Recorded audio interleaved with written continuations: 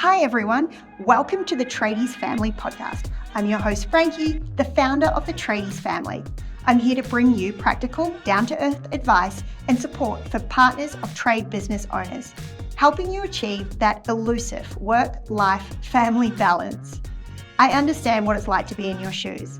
As the wife of Greg Allen, trade business owner and founder of the Tradies Success Academy, I've ridden the roller coaster and I've learned firsthand the challenges, struggles, juggles, and joy that living within a trade business can be.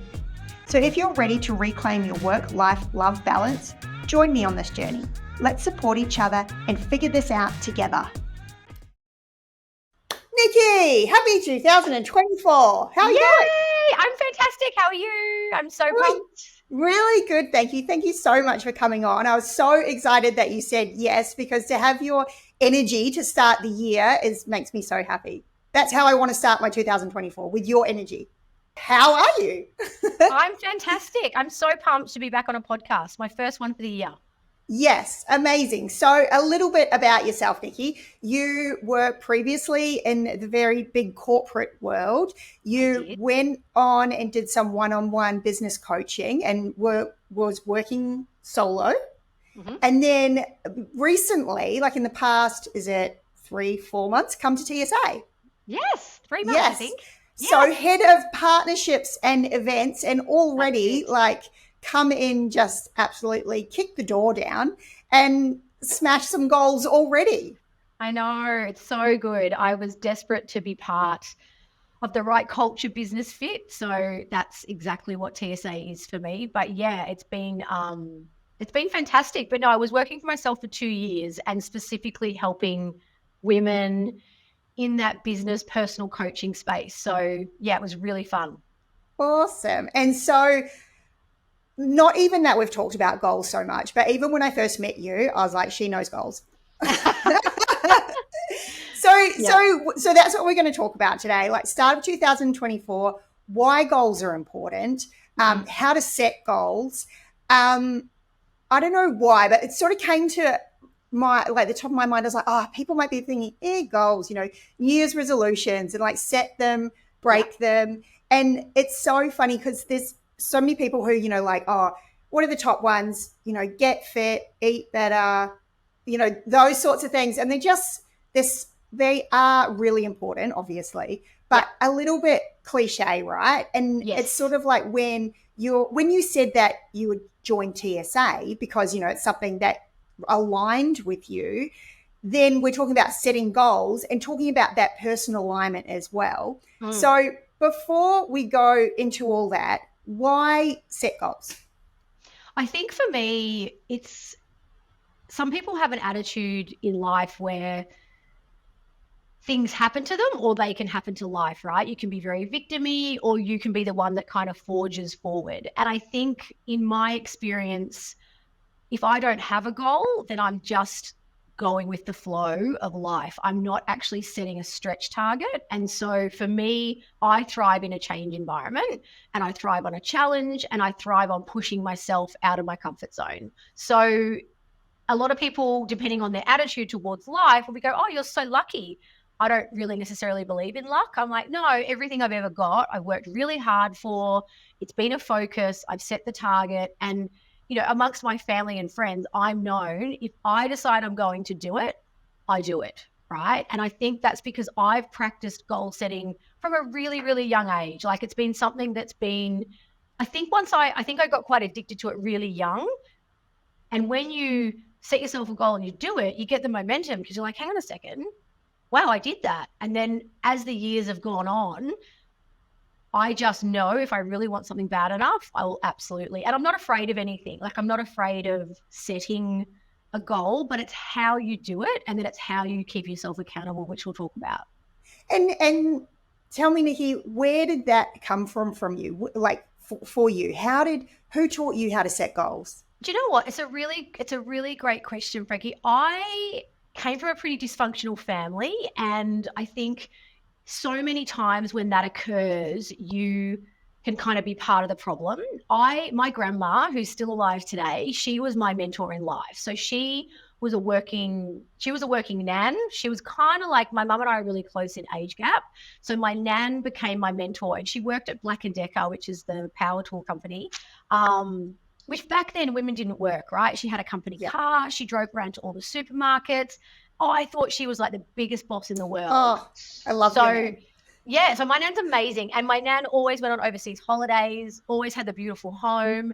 And mum and I are like only 16 years apart. So mum and I were more sisterly, and that was kind of our relationship. So I think we have so much we have got more in common, Nicky. My mum was 19 when she had me, and my nan is my everything. Yeah, same. And so I think that's where it came from. And I definitely, black sheep of the family, whatever you want to call me, but I don't fit the mold, right? My family are in Melbourne. I live on the Gold Coast, but I quite early dealt with my childhood trauma, like in my 30s. And so then it enabled me to go, boundaries, nope, that doesn't serve me. I'm moving away. That's not, and I love them once a year from a distance. Yeah, understandable. Yeah. So it was did your nana teach you, is it nana or is it grandma? Nan. No, just nan. So, nan, yeah. So did nan teach you how to set those goals, or you saw nan achieving them and you thought, that's how I'm going to make it happen? Correct. Yeah. So I watched her. So my goals when I was very young, and I've always had like crazy work ethic and been very ambitious. I was ambitious at a really young age, probably for money and status, to be real. And I wanted a company car. I wanted to earn 50 grand. I wanted to earn 100 grand. Like I had all of these kind of little measures that I was going to measure myself on. So Nan didn't sit down and say, this is how you do it. I just mimicked her behavior. And it probably started with the cliche New Year's resolutions type thing, but I had a very successful career in Bunnings Warehouse when I was like from 15, I was there for like 15 years, and they were a very advanced company in terms of setting a vision, having a set of values. So as a leader, I was very young in learning I could do this, I write it down, I make it measurable. So I learnt those skills at a really young age, and essentially what I learned for work, I applied to my personal life. So I've always had my work goals and the things I'm going to achieve there, and then I've always applied the same thing in my life, and it's worked for me. And look, not everyone likes that real defined, I've got to do this by this, but for my personality, it works really, really well. Yeah. Awesome. That's awesome that you had that mentor and I'm assuming a close relationship to push you to get there. And so when we ask why set goals, so like you were saying, instead of just life happening to you, you're sort of steering the boat, right? Yeah, you're sort exactly. of like, I often think of, like, it's not like you go hop on a bus and just drive. Like no. If you're going to hop on a bus, you it's for a reason, and there's a destination at the end of the bus trip. So like setting a goal and setting a destination and then putting it in your GPS and getting there is the reasons why. I just want to share a little bit about like goals for me and where it's like really interesting, because you spoke about your nan and my nana very early on introduced me to, she's always been big into affirmations. And, Louise L. Hay, I think everyone knows Louise L. Hay, like they, such a big teacher of self-help. And someone said to me, they're like, oh, self-help.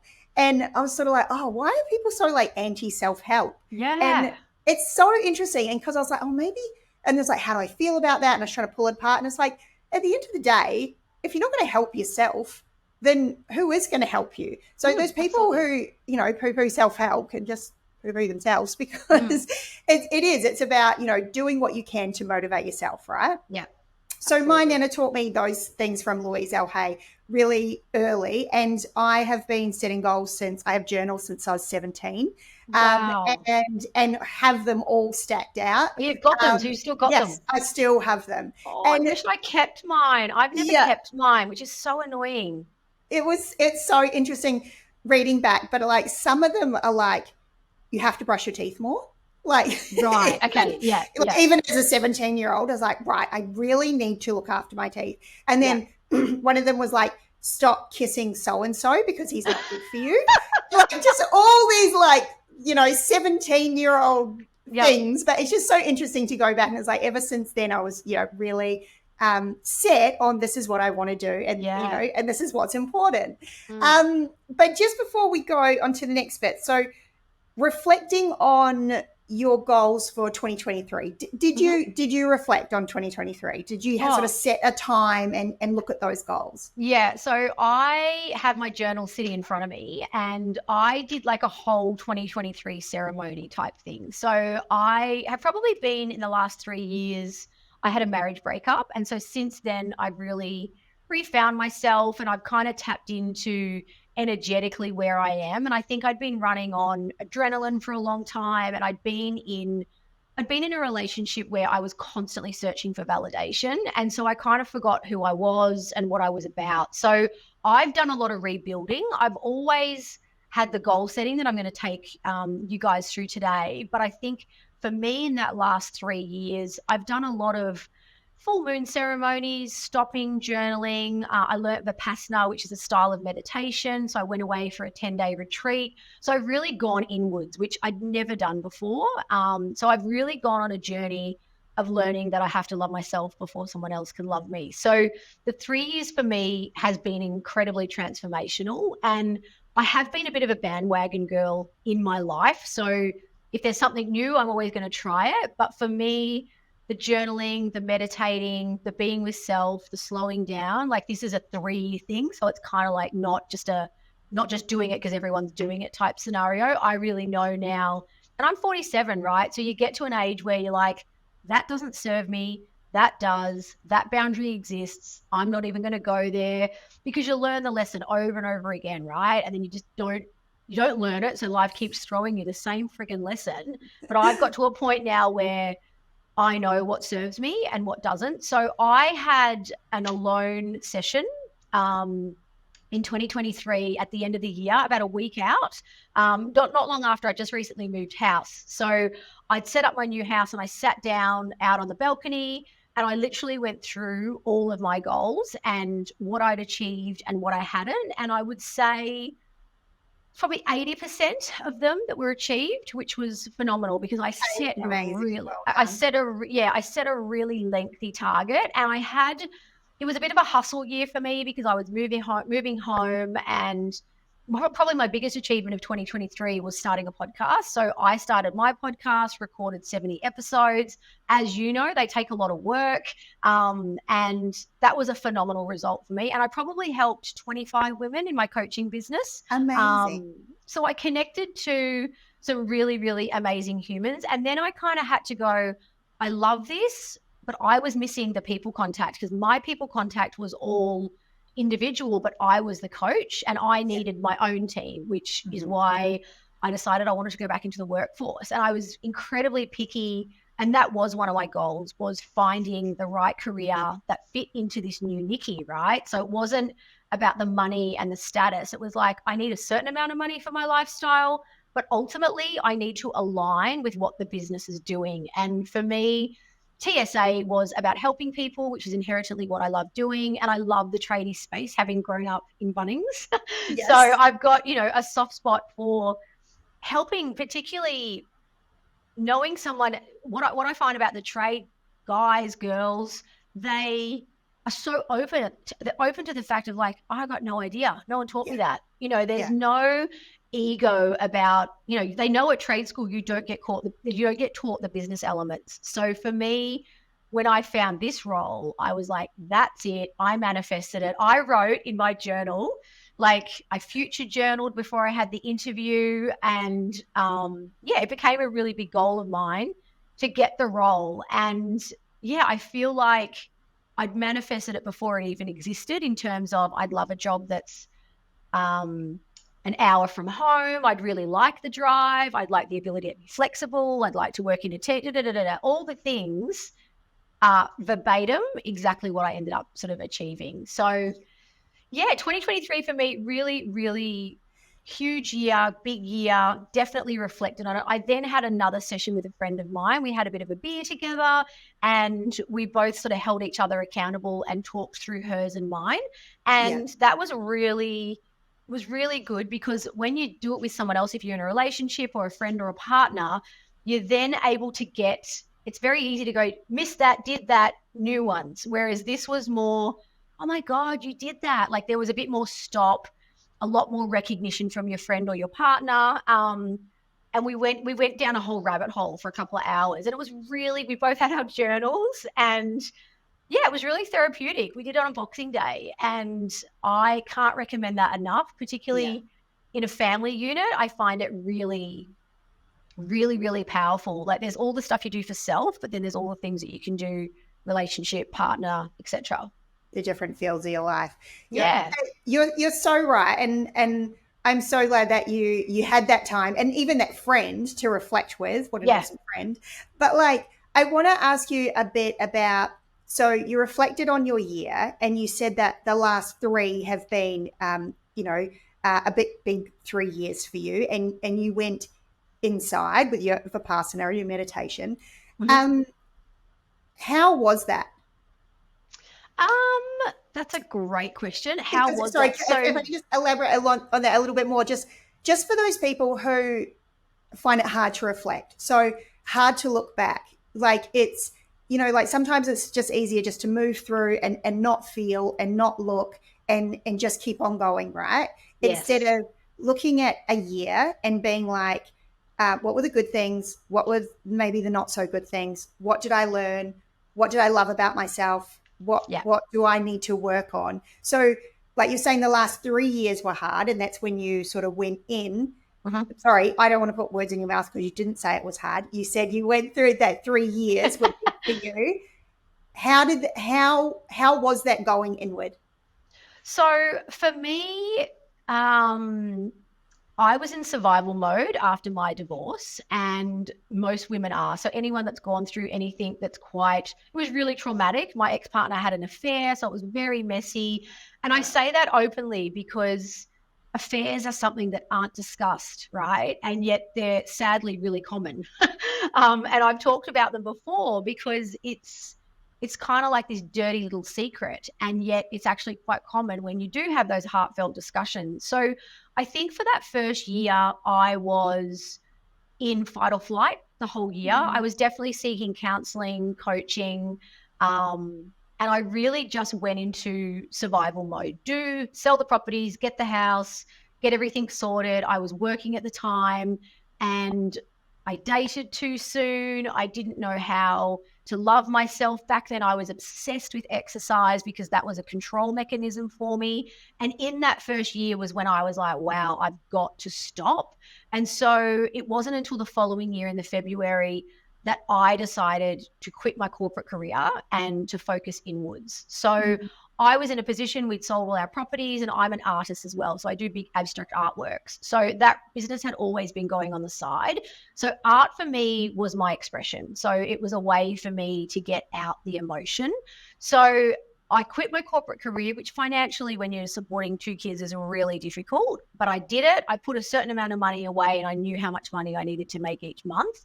And I did the work. And can I tell you, of all the things I've ever done, it was the most uncomfortable I've ever been in my life, right? Because I hadn't even grieved the relationship because I'd sat in anger for so long. I listened to lots of podcasts. I had a counselor that I saw weekly, which cost an arm and a leg, but I invested inwards. I then had a personal life coach who I had on like a WhatsApp, so we were able to connect daily.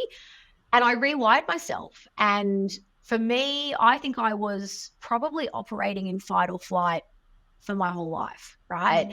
And my measure had been money, success, the home, the this. But I don't think I loved who I was. And I was so obsessed with being loved, but it was all external. I realized I didn't even look inside the mirror. I didn't even look at the mirror.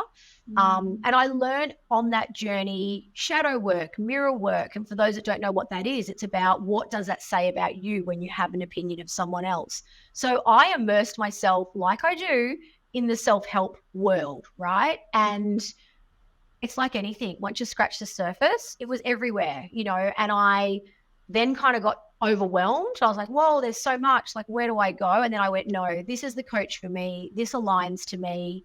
The journaling was really hard for me in the beginning, like really hard to get it out.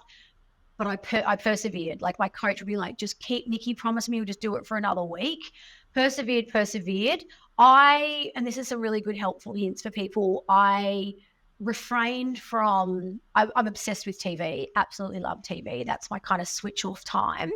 But I just started turning the TV off, no music in the car. I never have anything on in the car anymore. I started to remove the noise of life, right? The turning my phone off for certain days, and I'll talk about that as one of my goals. But I had to turn all the distraction down to then find self and go, wow. And then I had this wounded child and all of these abandonment issues and all this stuff came up. And I remember feeling really irritated, going, really? Like, I thought I dealt with the childhood shit when I was 30 and now we're back here again. Like, what's going on? And so it was a really uncomfortable, that first 12 months to 18 months, I was very uncomfortable. I've always been, Frankie, super self-aware. So because I'm intelligent enough to identify, I would see myself doing it, but still do it anyway. But then eventually through practice, repetition, I would start to go, I'm not going to put myself in that situation.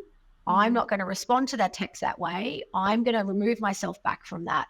And so I would start to change the behavior. And, you know, someone told me, my coach told me, like, you know, it's a marathon, not a sprint. And that was hard for me, you know, and there is still my ex-partner and I, we co-parent our little boy.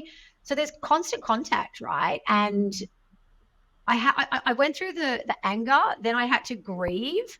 And then every now and then the anger still comes up. But once I went inward, the childhood abandonment issues and all the things that I was feeling, at the end of the day, I stayed in a relationship for 12 months. So yes, she had the affair for 12 months, but I could have left, right? And so for me, taking radical responsibility for the part that I played in it. Now, everyone, there's two parts to everything, right? And so I had become a bit victim-y, which I'm so not as a person.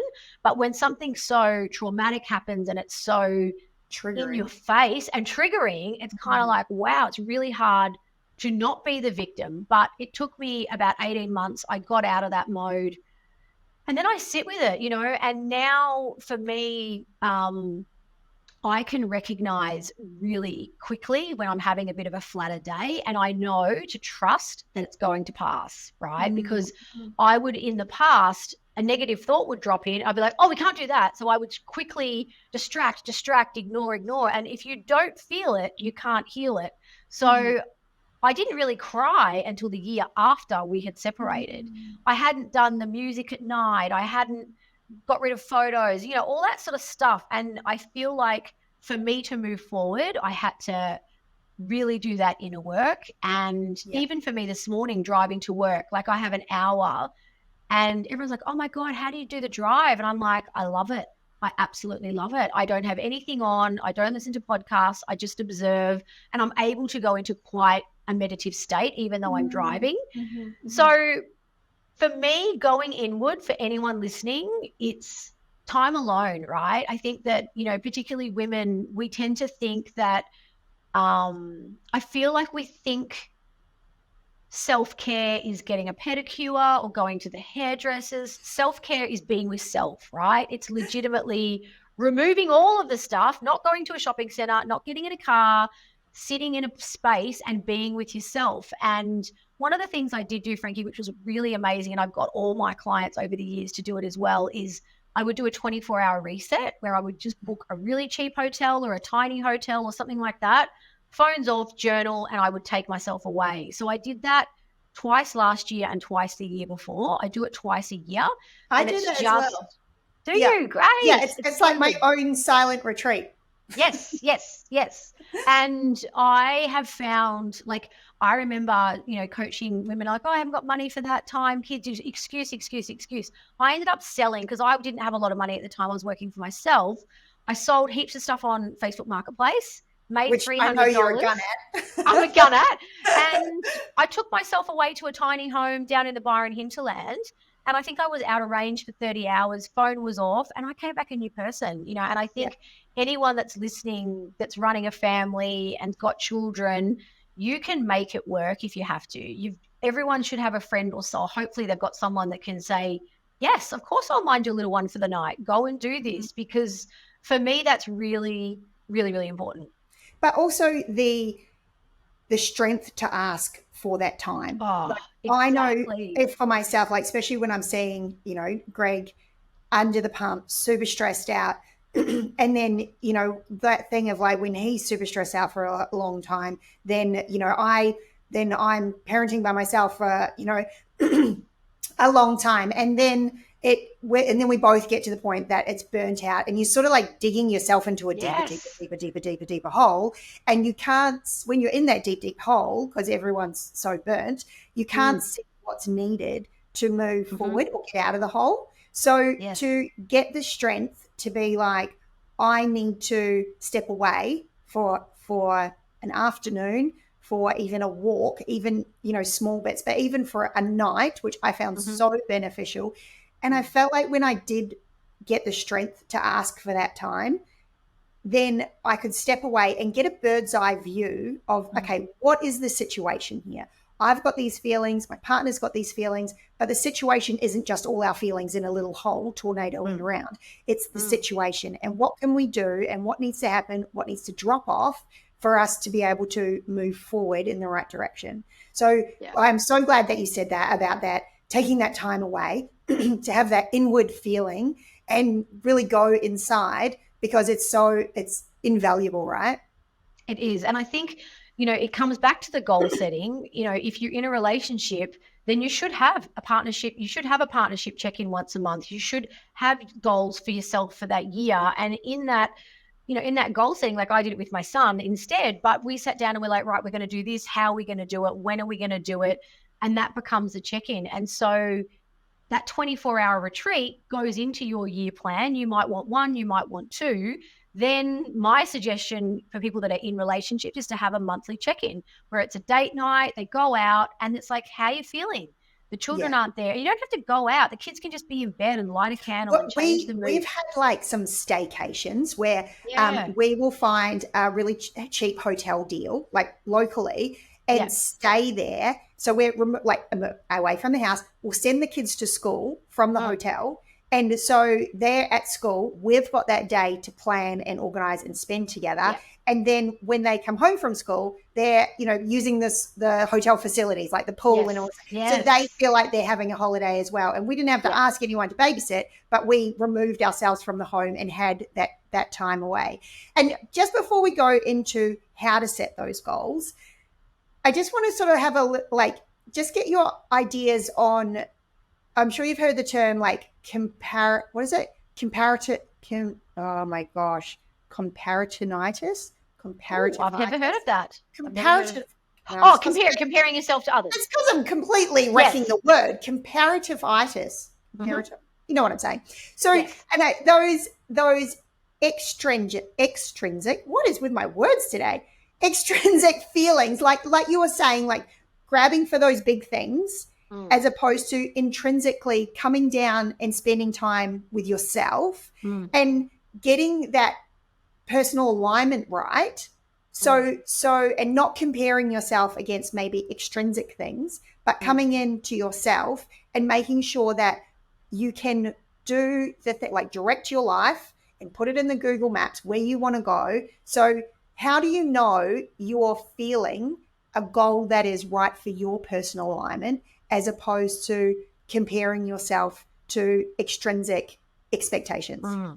Yeah, it's a really good question. So for me, safety is something that's mega important to me, and it's come from my childhood. So I need to feel safe in an environment to feel like I'm truly being myself. And I think for a long time in my corporate world, I was always the only female in a male-dominated industry. I was often the most senior female in a boardroom room. So I became very skilled at acting, to be honest. So you had to be a certain way. I call it my mask. So I would put my boardroom mask on, and then I would be managing a heap of tradies. So I'd put my tradie mask on.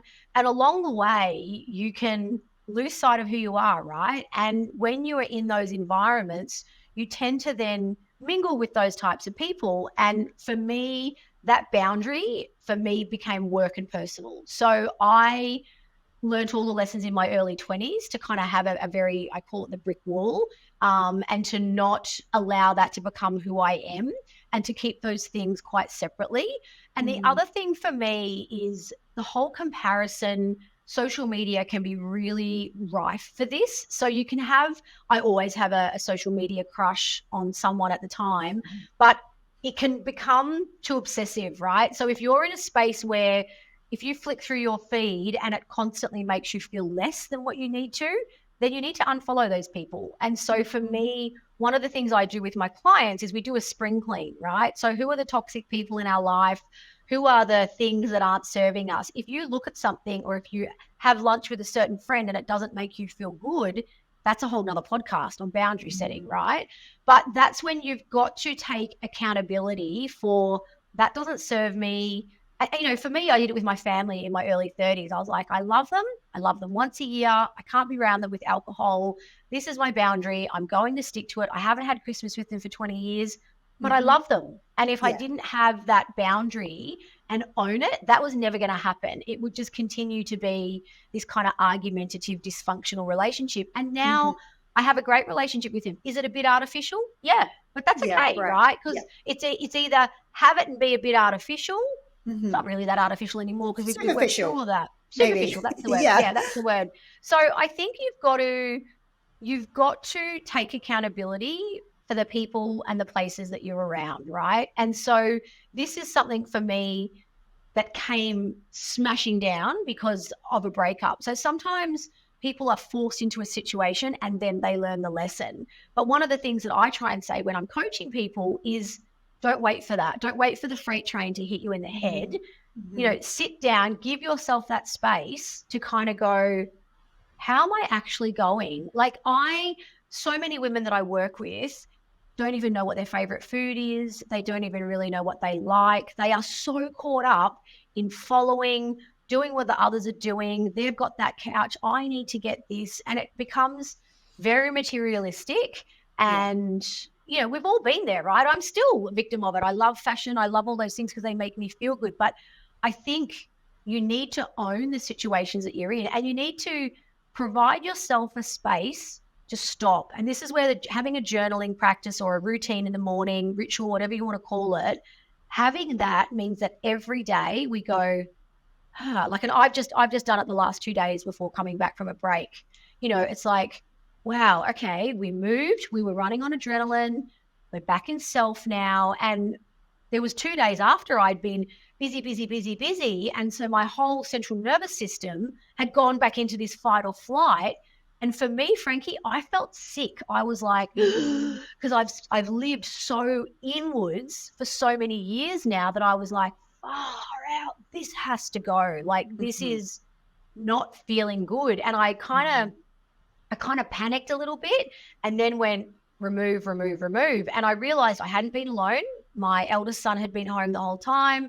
I hadn't been at work. I hadn't been having my drive. I hadn't been vigilantly journaling.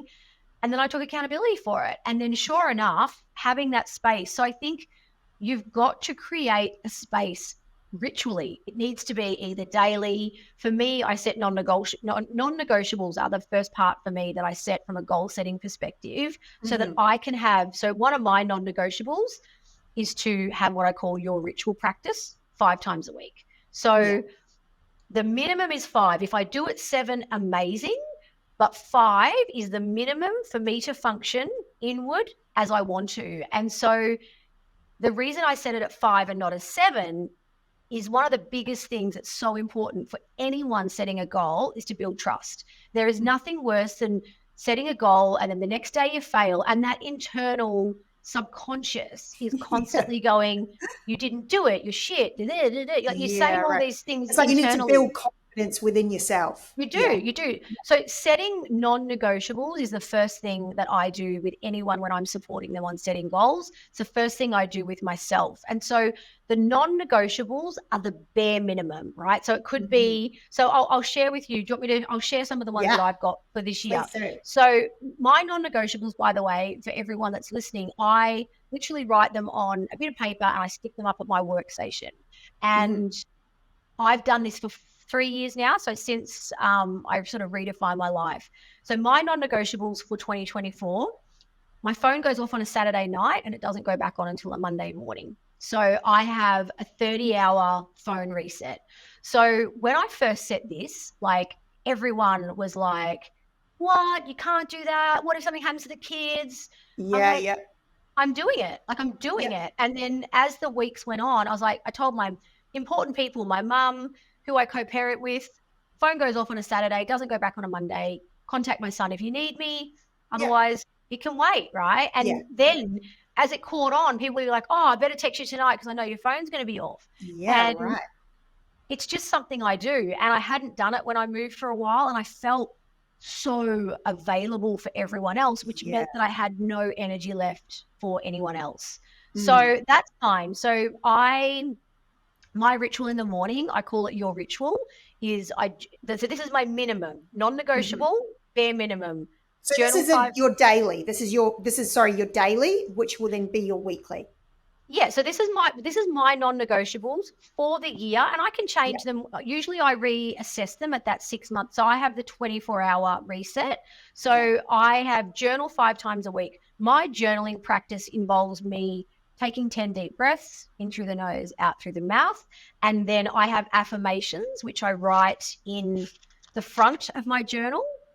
So I read over those each morning and I do the breath. And the ones that I've introduced this year, I want to start reading weekly. So instead of saying read every day, because I just know that's not realistic, but I will have a chance to pick up a book once a week. Like that's a very realistic thing for me. I need to move for me 3 times a week. Now, I'm not saying go to F45 4 times. I'm just saying move for me. So I move for the dog. That's not moving for me, right? That's moving so she can have a walk. I need to move for me. So moving for me is a solo walk. It might be doing some stretches. It might be. I love that. Yeah. So, and the measure becomes the 3 times a week. And then the other one for me for a non-negotiable is to attend a weekly class of either yoga or Pilates. So they're new for me, introducing those ones. I've carried over the phone off on the Saturday night from the previous year because it served me so well. The journaling and affirmations have come through. So the reading is new, the movement is new, and then the classes is new. So for me, even if I'm sick or crappy or having a really awful week, I can still write in a journal, right? So you might have meditate for 2 minutes. If you can't find 2 minutes, often busy mums, busy people, I say just get somewhere 5 minutes early. Leave the car on, turn it all down, put some silent music and just sit with yourself for 5 minutes. So a lot of, busy mums, it's like, how do I find 5 minutes? Like I can't go to the bathroom by myself. And this is where you've got to be creative with how you get that time. And honestly, it doesn't need to be 20 minutes. It can be 5, right? You can take 4 deep breaths and completely realign your central nervous system. So that's where I get everyone to start. So anyone that's listening, if you don't have a non-negotiable list, think about it. Have a go at it. Like what is a non-negotiable? And it's got to be realistic. So even if you might have sit with self for 2 minutes a day, and it could be before you go to bed, when you wake up, whatever ends up becoming your thing.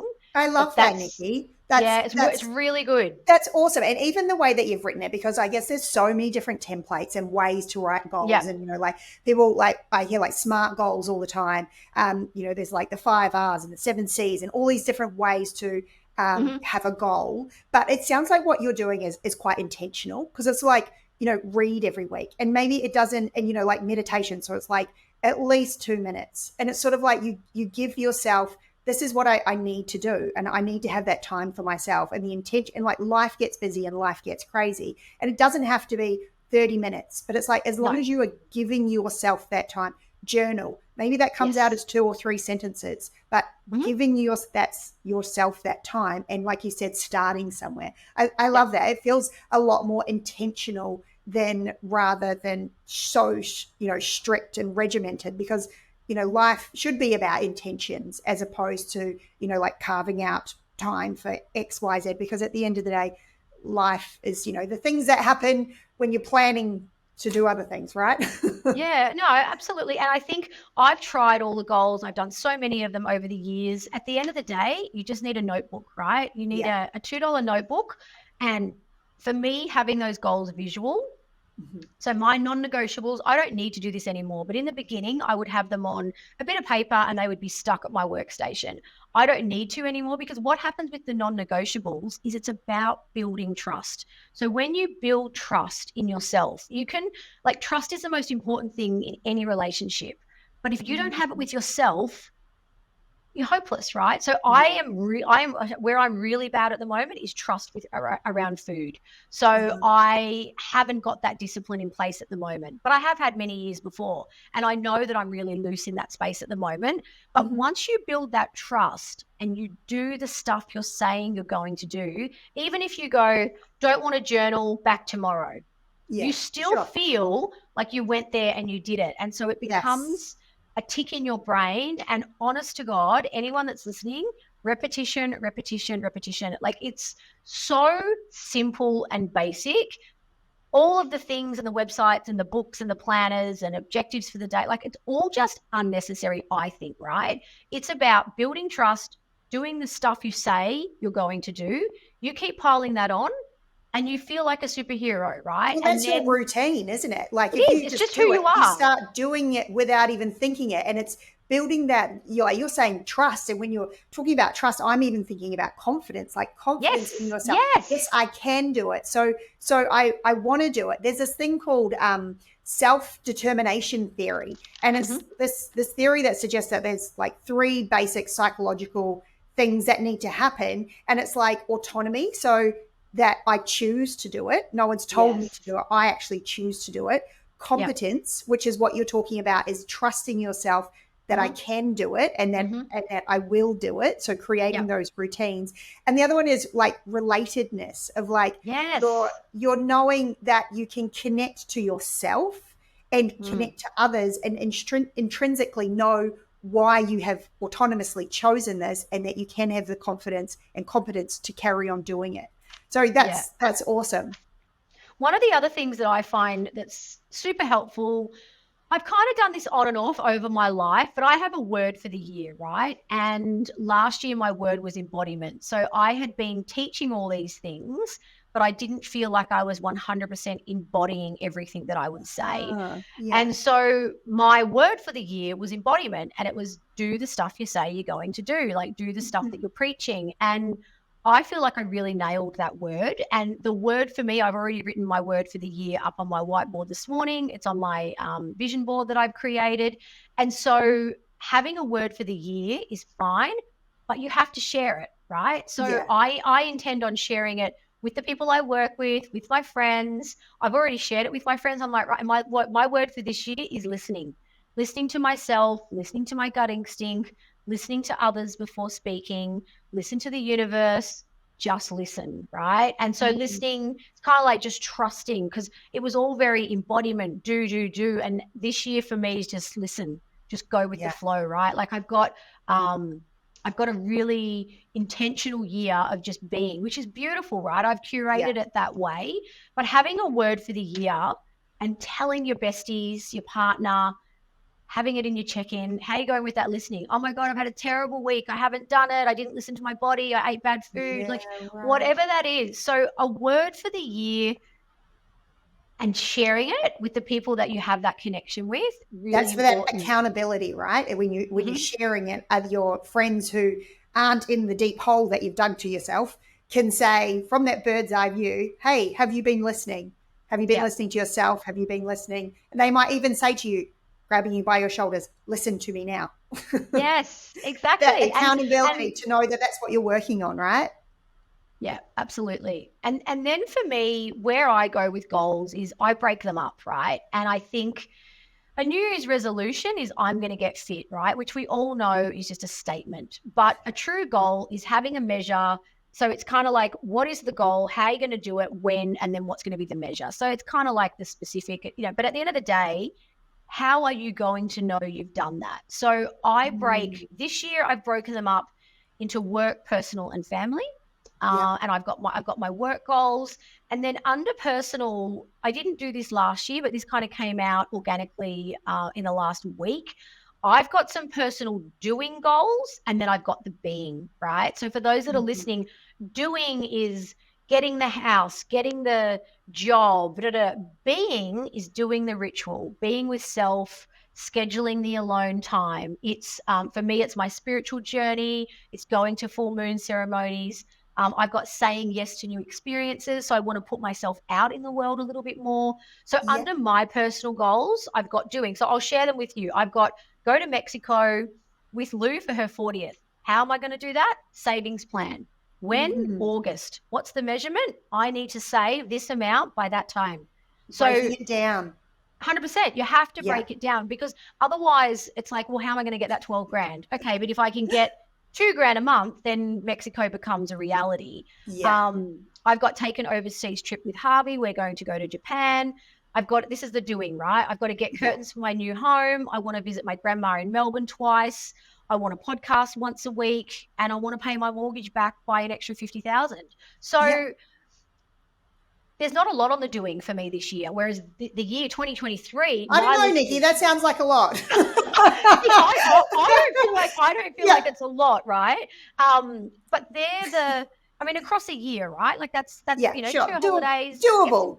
It's totally doable, right? Yeah. But the being, and this is where, if you get caught in the doing and you don't do the being, then you're just caught to that comparison. I'm ticking the boxes, and sadly, I built the most amazing Instagram family life, right? I was a poster couple with my ex-wife.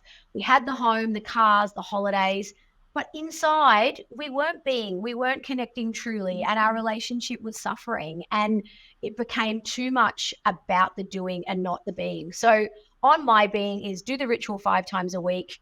I want to sit another 4-day Vipassana. So I want to do another 4-day retreat, schedule 2 alone times for the year, say yes to new experiences, paint and create for me. So I still do digital art. And then I want to do a spiritual opening. So I want to go really deep and have ayahuasca or something out there, right? I want to challenge myself to potentially do something really out there. And I have zero doubt in my mind that I will do all of those things, right? And I think because I built that trust over the years, I'm like, when my girlfriend first said about the 40, she's like, are you serious? Will you come? And I went, well, if I write it down, I will, because I just know if I really, and I sat with myself and went, do I want to go to Mexico? Is that going to serve me? I've never been, and I really checked in and went, nope, going on the paper. So it's and you're saying yes to new experiences. Correct, right? Yeah. And then under family, and if I was in a relationship, I would have a relationship goal. But I did this with my son.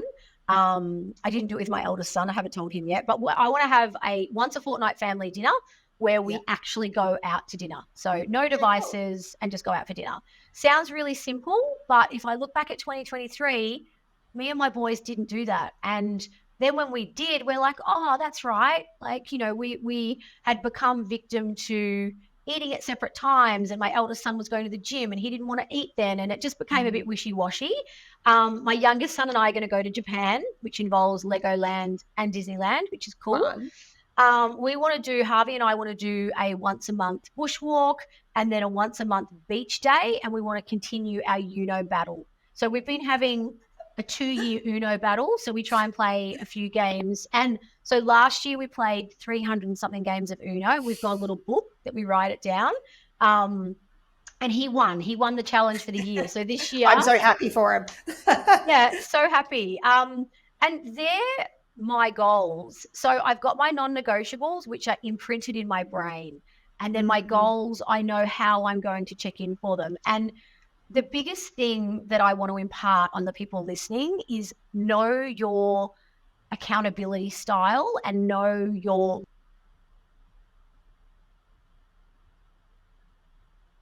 I'm visual. So I've got a visual board which has got the pictures of the holidays, and then in the middle there, I just drop it into Canva or whatever your, wherever you like to create things. And I just got my 5 goals, and then around them is all the little pictures. And I will put that on my desktop. I will put that on my phone cover, and I'll stick them up at work. And I've shared them with my best friend.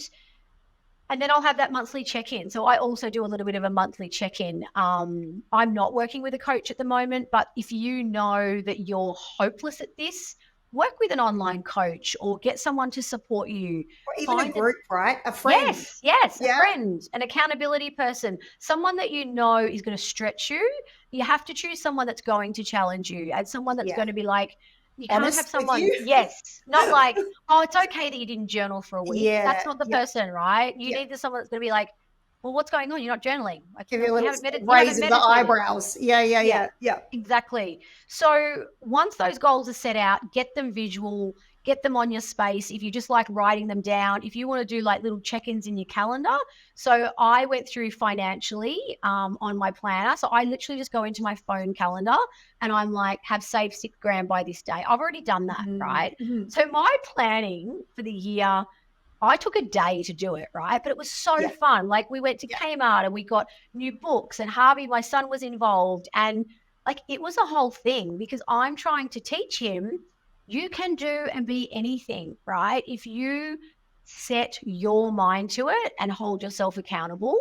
For me, it's all comes back to that trust, building the trust. And this is why the non-negotiables, because all of a sudden, if you do your non-negotiables each week, you start to be like, oh, okay. It's like, I mean, I hate using the cliche of losing weight, but once you start to see a result, you're like, oh, okay, I'm going to do it again. And so the non-negotiable give you the confidence and the ability to be like, oh, wow, I'm going to do that. I'm going to do that. And then you get to sit back at the end of a couple of months and be like, wow, I'm going to do these, like it's really satisfaction. You get a lot of satisfaction from it. And even people like my friends now are like, wow, big year for you last year. What are you doing this year, Nick? So it's intrinsically, they just know.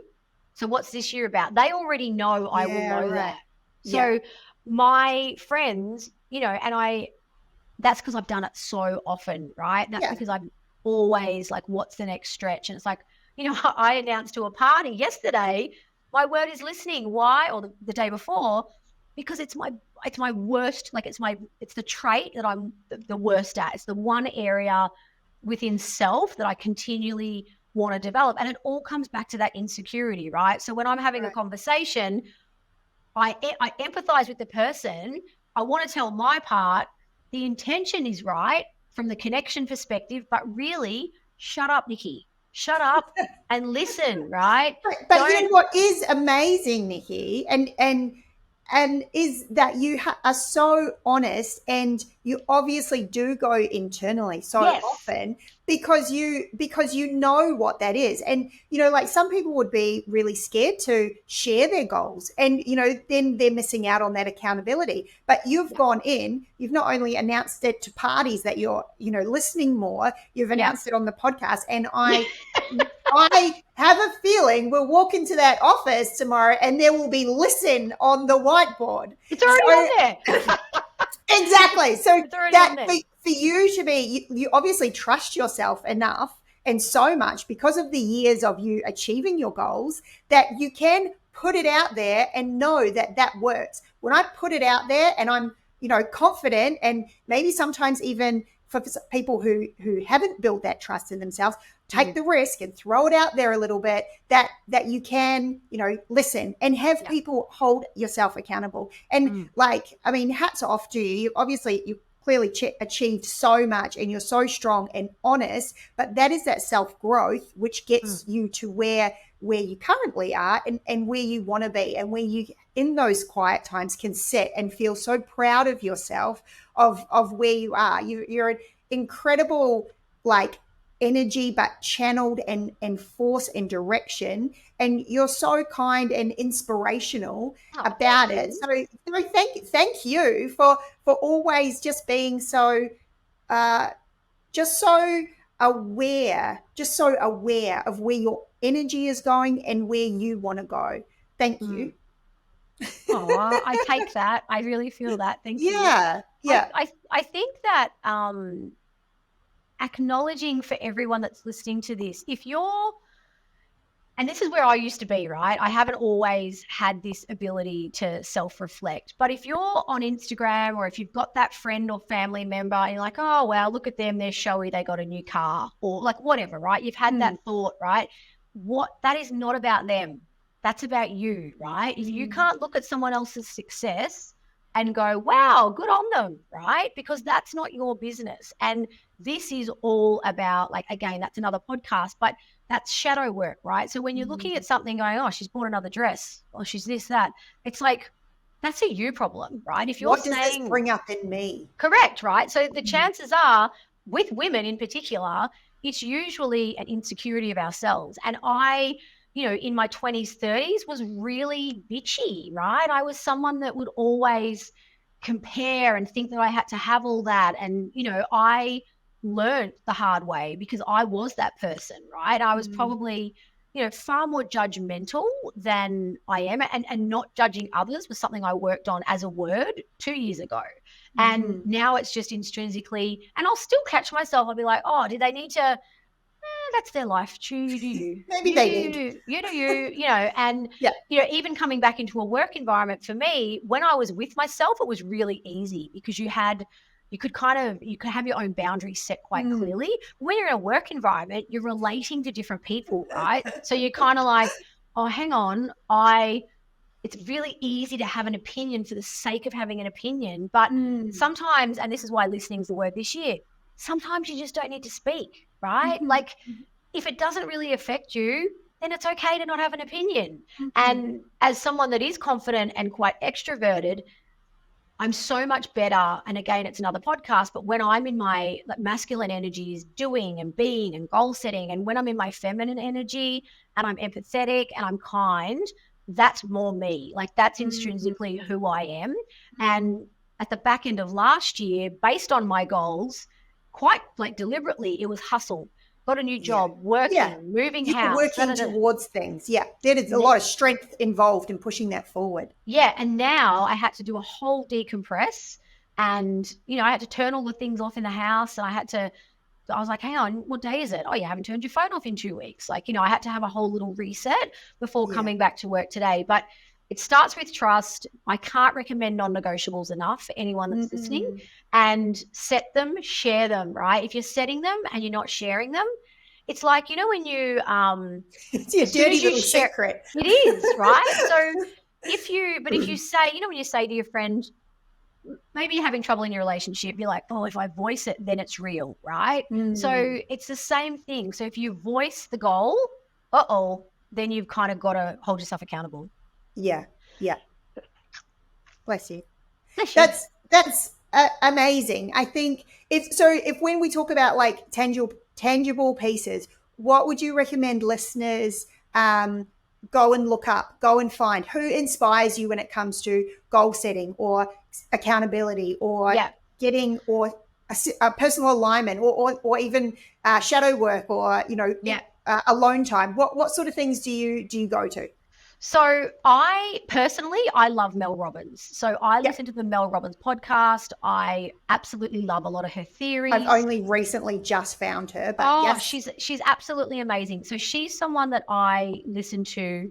I kind of OD'd on podcasts a few years back. So I tend to I've got a nice little routine now. I have a business coach that I've worked on and off with over the years. So on Instagram, literally go into a hashtag and put life coach, business coach, and just start following people, right? I love Instagram when you've got your feed filled with inspirational people. Now, inspirational is someone that you connect with in that being level. So they have to be an expander. So you can't look at someone and not be like, oh, I already do that, right? You don't want to choose someone safe. And so my business coach is a little bit more woohoo and spiritual than me, and always will be, right? Like she's always going to be a little bit woohoo, but I like that because that's something that I want to expand. That's the stretch. Yeah, that's a stretch. So I would say find a podcast. There are so many. Go into culture and society, into your podcasts. Find someone you align with. Mel Robbins is great for me. There's loads of different books. I think just start really small, really small. Find someone that you can connect with. I have a lot of friends from a goal setting perspective that are only online that I've never met in real life. So if you find yourself, and I do a bit of a cull at the end of the year of all my social media, but if you find yourself looking at someone and they don't serve you, remove them, right? Yeah. You know, Facebook, if you're still friends with 1,000 people from high school, like my rule of thumb is, and this is an individual's decision, but if I wouldn't invite them over for a barbecue and show them my photo album, they don't go on my Facebook, right? Yeah. So my Facebook's 100 people, 70 of which are family. And I like keeping it really tight because all I put on Instagram is photos of my son and my dog, right? So if I don't want them to see that, then I don't kind of go there. And I have a work Instagram, so it's a little bit different there. I'm a little bit more, you've got a different persona, right? So, you know, it's like your work persona. So I want to say to people, just find someone you align with and follow them. Don't follow 20 of them because then they all confuse each other, right? And so you're like, oh, she said this, she said that. Yeah. So find the one person. So kind of like really flirt yourself around and follow a few and then be like, yes, it's her for me. And so Bobby, my coach, you know, she's now pregnant and having her first baby. And so I know for me this year, she's going to a different path, and I've been there, done that with babies. Yeah. And so I'm now hunting for my new expander for the year because I know her year is going to be filled with things that are great for her, but they're probably not going to be expanding for me. There's not your stretch any longer. Correct. Yeah. Correct. Yeah. Right.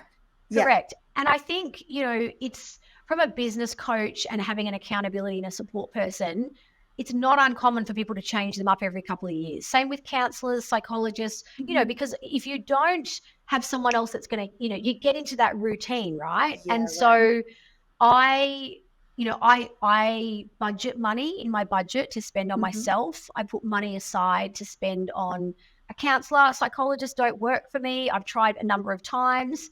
But this year I'm looking for new in both those spaces because my life's changed a lot, right? Yeah. But yeah, having the discipline in place, start with non-negotiables, make them really small. Don't think you have to spend money. You just need to write it on a piece of paper, you know, and creating that daily practice and going inwards is where you're going to see whether it's working, right? Yeah. And if you don't do it for 3 days, you don't do it for 3 days. You don't wait till Monday to start again. You literally, like in my journal, you know, oh, here we are. I'm here. I'm in my new home. It's been a massive 2 weeks. I can't believe I haven't journaled for 2 weeks. Own it. Yeah. Right? Yeah. So it's like, oh, and then I've gone through, you know, 7 pages of getting it out. That's okay. Like, that's okay. I still got there, right? Yeah. And it's like the whole dieting thing, you know, you break it and then you kind of want to throw it out the window. You just need to keep holding yourself accountable the next day. Just keep coming back. Keep coming back. Yeah. So figure out what works for you. So your personal alignment, what's important to you. Set your goals, make them manageable and non-negotiable so you can make them new routines. Yeah. And check in. Yep, exactly. Yep. So we can put it in the show notes, but essentially the non-negotiables for me sit at the top, and then I've got my family goals, personal goals, and my work goals. So I've got them divided into 3 areas, and then I will do a monthly check-in, and I align it with the moon because I get all spiritual and put my crystals out. And so that just becomes a journal entry for me. It's just sitting with self, wow, it's been the first month, you know, and I mean, I could talk about journaling for a whole nother episode, but that's all it needs to be, right? Yeah. Share them. And then the word of the year is a really fun play on practicing being self-aware, right? Like to come out and go, I'm going to be a better listener. Like, permission is given to others to go, weren't you focusing on listening? Yeah. That's right, I was, right? Yeah. And so having a word for the year is really powerful, and you can make it really pretty and sit it in your house. And then the other thing that I would say with those goals is just having them somewhere physical. So for me, I make them all pretty because that's what works for me. You might just have them in your journal. But I think having them up and being able to share that with a partner or an accountability partner, and honestly, just keep doing it, right? It's like anything. For me, journaling is, I probably journal as much as I brush my teeth.